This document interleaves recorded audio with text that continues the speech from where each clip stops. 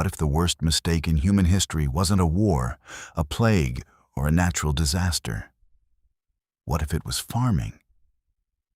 10,000 years ago, humans made a decision that looked like progress, but actually made us sicker, weaker, and more miserable than ever before. Before farming, hunter-gatherers worked only 35 hours a week.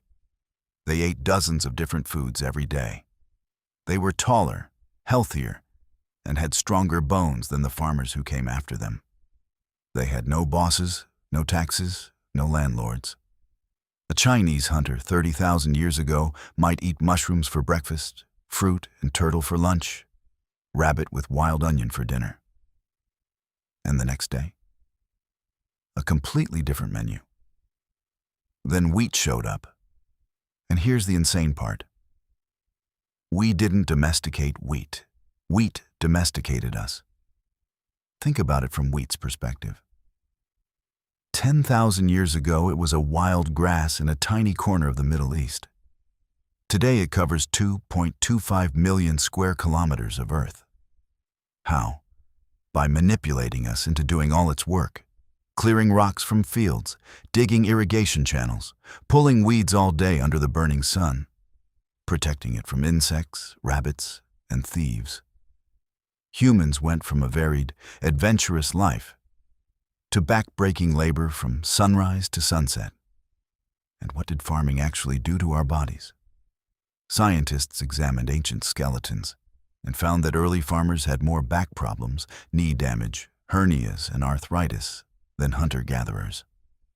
Their teeth rotted from a grain-heavy diet. They were shorter, and instead of eating dozens of foods, most farmers ate one thing: wheat, rice, or potatoes. Morning, noon, and night. If that one crop failed, everyone starved. Here's the cruel paradox. Farming produced more food per square kilometer, but that didn't mean people ate better. It just meant more people could be born into worse conditions.